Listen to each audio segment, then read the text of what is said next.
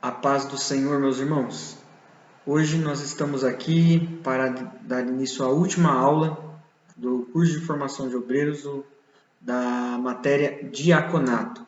Nós já falamos, nós estávamos falando a respeito da mulher na criação e também o papel da mulher dentro do povo de Israel. E hoje nós vamos falar um pouco a respeito da mulher, a visão de Jesus Cristo, né, a respeito da mulher, como Jesus tratava as mulheres, o relacionamento dele com as mulheres e a visão dele a respeito da mulher e a valorização que Jesus dava a elas. Jesus, ele sendo nosso Senhor, o nosso Salvador, se encarnou, esteve aqui entre nós. Ele deixou muitas marcas e lições morais e espirituais que marcaram a sociedade da época, e marcam a sociedade até os dias de hoje com os seus ensinos. E uma das coisas que Jesus ele trouxe para a mulher é a valorização dela como pessoa, como ser humano. Na sociedade em que Jesus Cristo vivia, a mulher era tratada muitas vezes como alguém secundário, um ser humano talvez de segunda classe, mas Jesus revelou que tanto o homem como a mulher, eles são criados, foram formados à imagem e à semelhança de Deus. E por essa razão precisavam ambos ser valorizados. E uma das questões que a gente percebe no ensino do Senhor Jesus Cristo é o fato de que a mulher ela não deveria ser usada apenas como um objeto pelo homem, de desejo sexual para satisfazer os seus desejos, mas ela deveria ser tratada com dignidade e com respeito. A gente percebe isso no que Jesus deixou revelado ali no Sermão do Monte, No Sermão do Monte, no capítulo 5, versículo 28, ele fala que todo homem que olhar para uma mulher e a cobiçá-la já adulterou dentro do seu coração. Com isso, Jesus ele está revelando que a mulher ela deve ter dignidade, ela deve ser tratada com dignidade. Quando uma mulher ela é cobiçada, ela é simplesmente tratada como um pedaço de carne e a sua dignidade lhe é tirada. Mas Cristo a está dando dignidade, dizendo que ela não deve ser apenas exercício de cobiça dos homens para o desejo sexual. Na sociedade em que nós vivemos hoje, essa verdade ainda permanece, e pode ser aplicada dentro da nossa sociedade, pois numa sociedade como a nossa, tão promíscua, tão pornificada, se a gente pode falar assim, nós percebemos de que muitas vezes a mulher ela é simplesmente tratada pelos homens como um objeto sexual, não lhe é dado o verdadeiro valor. E Jesus Cristo aqui está revelando de que a mulher, como ser humano que ela deve ser dignificada e tratada com respeito e dignidade, pois é também como homem formada à imagem e semelhança de Deus. E a gente vai ver no Evangelho de Mateus alguns momentos onde Cristo se relaciona com as mulheres, onde Cristo vai mostrar a relação dele com as mulheres. A gente percebe em Mateus capítulo 8, nos versículos 14 e 15, quando Jesus ele cura a sogra de Pedro. Sendo ela uma mulher, Jesus a cura de uma enfermidade. E a Bíblia fala que depois ela curada, ela estava com febre, se levanta e serve ao Senhor Jesus. Então Jesus primeiro atende ela, Jesus atende a sua necessidade, curando-a da sua enfermidade, dando-lhe o devido valor, e ela então passa a servir o Senhor Jesus Cristo, revelando, portanto, que ela lhe era útil de alguma forma. Também nós vamos perceber a relação que Jesus tem com as mulheres pelo fato de ele incluí-las dentro das suas parábolas, para exemplificar verdades espirituais. Parábolas eram histórias que Jesus contava, inventava, que traziam verdades espirituais. E em muitas dessas parábolas que Jesus contava, ele colocava e usava-se de exemplos femininos, de exemplos de mulheres que faziam parte, como as 10 virgens e tantas outras, a mulher das dracmas perdidas e tudo mais. E ele coloca as mulheres ali dentro das suas parábolas para trazer lições espirituais. Jesus também se relaciona com aquela mulher cananeia, que clama a ele dizendo, né, para que ele curasse a sua filha que estava endemoniada. E os discípulos falam para que ele deixasse ela, e ele atende, ouve ela e ainda responde: olha, não é lícito pegar o pão da mesa dos filhos e dar aos cachorrinhos. E aquela mulher, num ato de fé, ela fala: mas até os cachorrinhos comem das migalhas que caem no chão. E Jesus vai falar, né, de que não viu fé como essa em todo Israel, valorizando e mostrando que aquela mulher era uma mulher de fé diferenciada. Jesus também, nós vamos perceber a valorização da mulher quando ele fala com aquela mulher de Betânia, né, que chega com um vaso de alabastro cheio de unguento e derrama sobre a cabeça de Jesus. E um dos discípulos diz: olha, por que ela não vendeu e deu aos pobres? Isso custa muito dinheiro. E Jesus fala: para de incomodá-la, pois ela praticou uma boa ação comigo. E Jesus fez uma promessa de que aonde o evangelho chegasse, a história daquela mulher também chegaria juntamente com o Evangelho.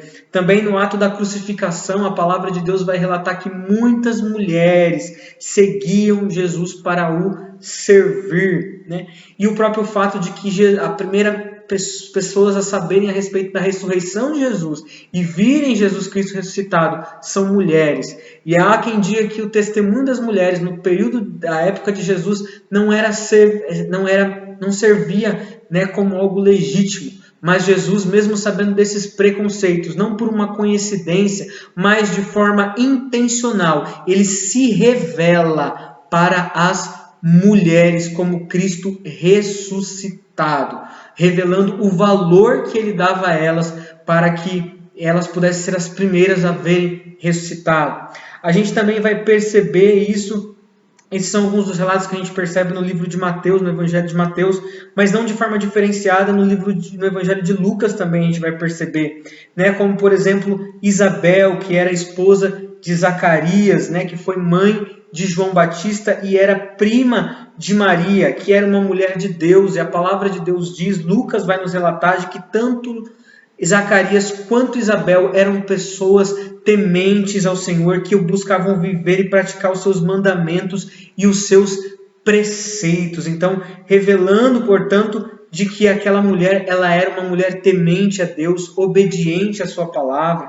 O próprio relato bíblico dos evangelhos a respeito de Maria, né, como aquela que foi um instrumento que Deus usou para a encarnação de Jesus, e onde a palavra de Deus diz que bendita é ela entre as mulheres, revelando, portanto, que Maria era uma mulher temente ao Senhor, obediente à palavra de Deus. Maria, portanto, era uma mulher que servia a Deus, e no Evangelho lhe é dada tamanha importância que ela foi um instrumento que Deus utilizou para que Cristo nascesse, para que ele se encarnasse, para que o nosso Salvador pudesse viver aqui entre nós, né? Então a gente percebe isso. Também percebemos na vida de Ana, que a Bíblia fala de uma mulher que ela era da tribo de Aser. Ela era uma viúva piedosa que vivia em jejuns e orações no templo, e a palavra de Deus nos revela que ela conhecia a Escritura Sagrada, principalmente as profecias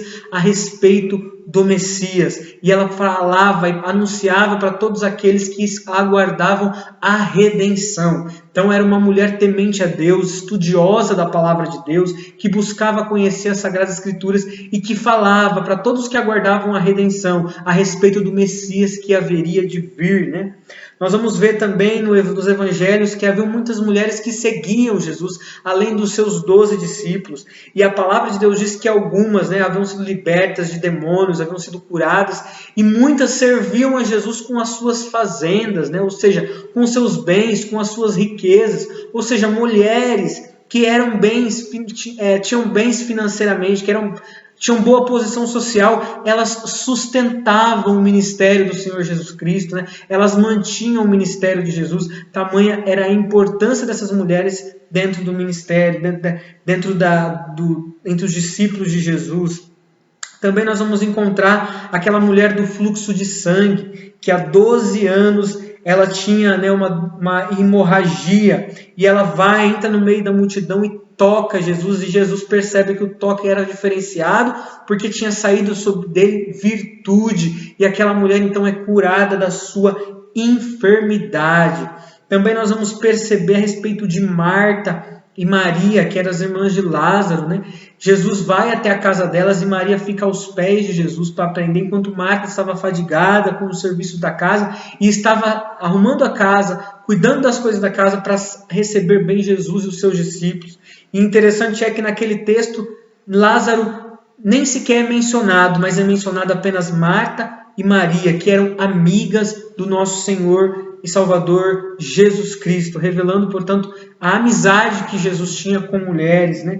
Também fala a respeito daquela mulher que há 18 anos ela sofria, ela era corcunda e ela estava na sinagoga, e Jesus a chama para frente, a cura daquela enfermidade.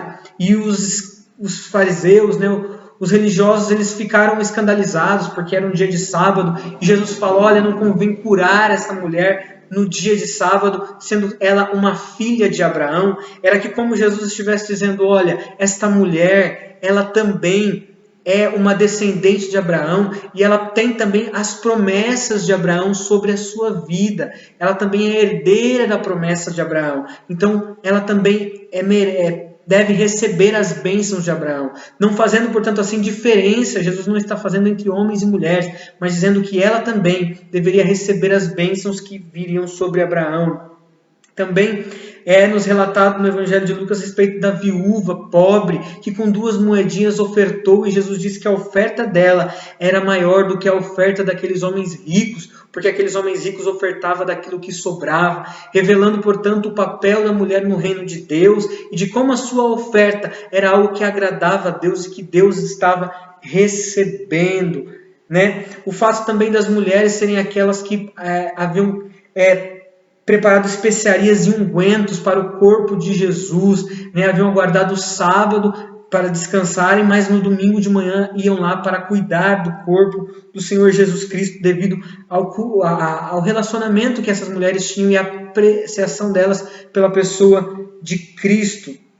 Nós também vamos ver, né, no Evangelho de João, o relacionamento que Jesus tem com aquela mulher samaritana, onde Cristo quebra paradigmas ali sociais, né, culturais, étnicos, porque ele fala com uma mulher, e uma mulher samaritana. E todos nós sabemos que os samaritanos e os judeus não tinham uma boa relação, e os judeus tratavam os samaritanos de forma ruim. E Jesus ele vai falar com um samaritano, mas com uma mulher samaritana, e uma mulher que provavelmente era mal vista pela sociedade, pois ela própria diz que já havia tido 5 maridos e aquele que tinha agora não era seu, né? Então, portanto, uma mulher provavelmente com uma má reputação pelo fato de ter tido muitos casamentos, mas Jesus a trata com dignidade, se revela a ela, mostra o Evangelho a ela, e ela é transformada, de modo que o texto bíblico nos diz que ela passa a pregar a palavra de Deus. Então, todos esses textos, né, alguns textos bíblicos dos evangelhos, vão nos mostrar ver como Cristo ele dá dignidade para a mulher, e não as trata como uma segunda classe de seres humanos, mas como alguém que deve ser respeitado, e que é feito e foi criado à imagem e semelhança de Deus. Isso, de certa forma, foi algo revolucionário que o nosso Senhor Jesus trouxe, principalmente na sociedade da época, e como o papel da mulher é importante dentro do Evangelho, dentro da obra de Deus. Nós vamos também perceber, né, a respeito da mulher ali na igreja primitiva, né, o relato que Lucas faz no livro de Atos, quando o Espírito Santo vem sobre os 11 discípulos.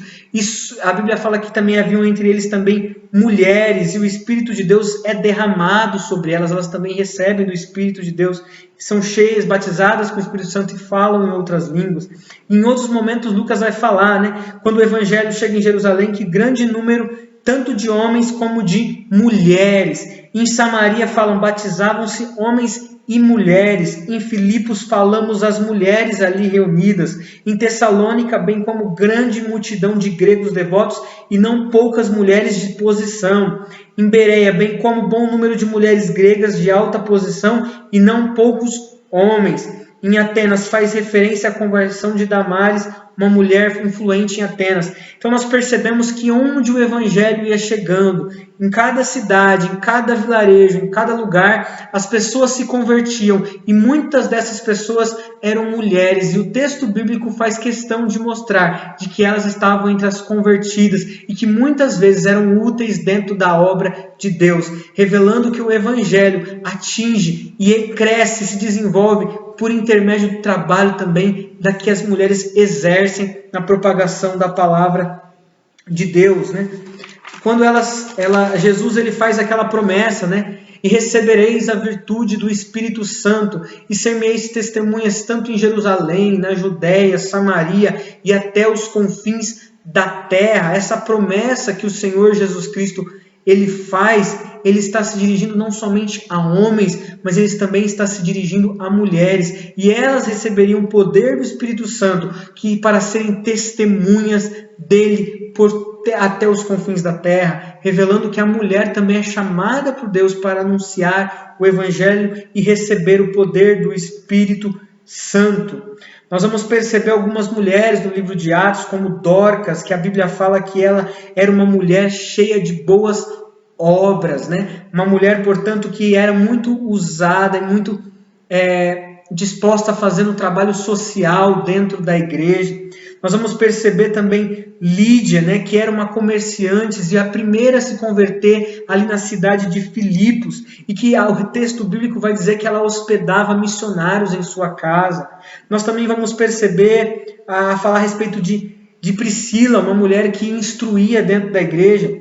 E algo interessante sobre Priscila, porque tanto no livro de Atos, Lucas relatando e falando a respeito de Priscila, como nas cartas de Paulo, quando ele fala a respeito de Priscila, todas as vezes que seu nome é citado juntamente com o seu marido, Áquila. E Priscila é sempre citada antes de Áquila. Todos os textos estão Priscila e Áquila, e não Áquila e Priscila, como os judeus tinham o costume de colocar o nome do homem primeiro e posteriormente ou o nome da mulher. Nos casos de Priscila e Áquila, o nome da mulher ficava em primeiro lugar, o que revela que muito provavelmente Priscila se destacava mais do que o próprio marido dentro da igreja, de modo que ela era uma ensinadora da palavra de Deus, porque a palavra de Deus diz que ela ensinou Apolo no caminho de Deus. E é interessante porque Apolo ele era um pregador do evangelho, e mesmo assim ele foi discipulado e ensinado dentro do caminho de Deus por Priscila e Áquila, né? O que revela que Priscila tinha um conhecimento bom da Escritura, ela provavelmente conhecia bem e tinha vida com Deus, para que ela pudesse passar isso para alguém que iria se tornar um pregador do Evangelho como Apolo. Então a gente percebe, tanto no ministério do nosso Senhor Jesus Cristo, tanto também na vida da igreja primitiva, muitas mulheres atuando e fazendo um trabalho que glorificava o nome do nosso Senhor Jesus. Nós também vamos ver a respeito da questão da mulher e a cooperação, né? Esse termo cooperação, cooperador, é um termo que o apóstolo Paulo se utiliza para indicar homens e mulheres que ajudavam na obra do Senhor. E ele utiliza esse termo tanto para se dirigir a homens, como também para se dirigir a mulheres, o que revela que as mulheres elas tinham um papel de cooperação na obra de Deus. Elas auxiliavam e ajudavam na obra de Deus desde lá do primeiro século. E isso, com toda certeza, era, de certa forma, uma revolução sociológica, já que a mulher naquele período era tratada de uma forma secundária. A questão da diaconisa, né? No livro de Timóteo, na primeira carta de Paulo a Timóteo, ali se tem os pré-requisitos de quais devem ser as características do diácono e posteriormente fala também da mulher. E aí uma discussão sobre esse mulher que está ali no livro de primeira carta de Paulo a Timóteo, era a mulher do diácono ou se era para as diaconisas. E não se sabe exatamente, mas fato é de que as mulheres elas também eram chamadas por Deus para serem úteis e para servir a igreja de uma maneira geral. Tanto que em Romanos, no capítulo 16, versículo 1, é se falado sobre a irmã Febe, que provavelmente ela servia como diaconisa. Há também uma dificuldade exegética em saber se ali naquele texto, se ela estava sendo referida como diaconisa no sentido de que ela ocupava esse cargo do diaconato, ou se naquela passagem ela é colocada ali no sentido, a palavra diacono, no sentido apenas de servir a igreja de forma geral. Temos muitas dificuldades, mas fato é de que ela estava servindo a igreja e de que Paulo mostra como ela era um instrumento de Deus e de bênção para a vida da igreja de uma maneira geral, revelando, portanto, o papel de serviço da mulher dentro da igreja desde o primeiro século. Também fala sobre, a nossa apostila vai falar um pouco da visão apostólica a respeito da mulher. Né? A mulher ela é colocada, os apóstolos colocam e falam a respeito de qual deve ser o papel da mulher na sociedade, dentro da família. E Paulo vai dizer, que quero, porém, que sabeis, ele fala em 1 Coríntios 11:3, que Cristo é a cabeça de todo homem, o homem é a cabeça da mulher e Deus a cabeça de Cristo. Colocando ali uma separação de funções ali entre Cristo, Deus, a mulher e o homem. E isso aqui muitos podem pegar e colocar como se a mulher estivesse abaixo do homem, mas isso é um erro, colocar dessa forma, porque aqui fala que Deus é a cabeça de Cristo e o homem a cabeça da mulher. Só que se a gente parar para pensar sobre a relação de Jesus com o Deus Pai, de maneira nenhuma Jesus ele é inferior ao Deus Pai. Jesus e o Pai são Deus, com o mesmo poder, com a mesma autoridade, eles apenas têm funções diferentes dentro da obra da redenção, mas eles têm a mesma autoridade, o mesmo poder, e eles são Deus de igual forma. A mesma relação é o homem e a mulher. O homem sendo a cabeça da mulher, ele de maneira nenhuma é superior à mulher, mas os dois são seres humanos iguais diante de Deus, mas que possuem papéis diferentes dentro da família, da sociedade e dentro da igreja. Papéis que se complementam, não que se contradizem. E nós vamos perceber que Paulo, por exemplo, na carta aos Coríntios, ele vai falar a respeito da mulher que ora e que profetiza a respeito do uso do véu, revelando de que o uso do véu ele era um costume ali, das mulheres judias, e que a mulher que não colocasse o véu, ela iria de certa forma desonrar o marido, então como uma maneira de respeito ela colocava. E o apóstolo Paulo fala que ela ora e profetiza no culto, o que revela, portanto, que a mulher ela tinha uma atuação no ambiente e no meio da igreja, porque se ela ora e se ela profetiza, ela está fazendo algo no momento do culto. E outra questão a respeito da mulher, nos dias atuais, a sua função dentro da igreja, qual é a função da mulher dentro da igreja de Cristo nos dias de hoje? E todos nós sabemos que as mulheres elas são extremamente importantes para o evangelho, para o crescimento da obra de Deus até nos nossos dias. E muitas mulheres são os instrumentos que Deus usa para chegar e serem pioneiras do evangelho em vilarejos, em cidades, em nações, como missionárias em muitos lugares. E muitas delas levam os filhos, os maridos a Cristo.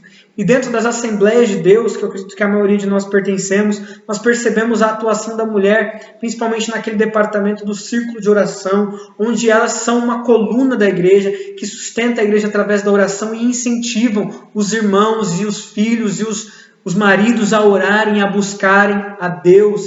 Elas também vão atuar em outras coisas como professoras de escola dominical, elas vão atuar como coordenadoras, como lideranças de departamento, como missionárias, elas são, portanto, importantíssimas para a obra de Deus. Portanto, a mulher ela é de fundamental importância para o crescimento e a disseminação do Evangelho do nosso Senhor Jesus Cristo, A mulher, por exemplo, samaritana, ela se tornou uma missionária depois da sua conversão e começou a anunciar a respeito de Cristo, do Messias, para todas as pessoas que ela conheciam. E a mulher, portanto, é chamada por Deus para servir dentro da igreja.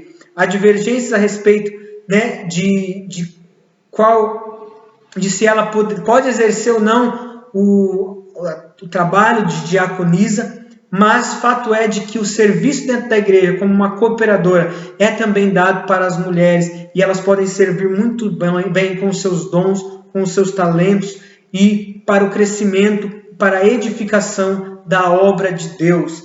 E concluindo a lição, de uma forma geral, nós precisamos ter o entendimento de que o chamado para o serviço é um chamado para todo o cristão. Todo cristão é chamado para servir. Relembrando as palavras de Jesus, ele disse: porque ele mesmo não veio para ser servido, mas para servir e dar a sua vida em favor de muitos.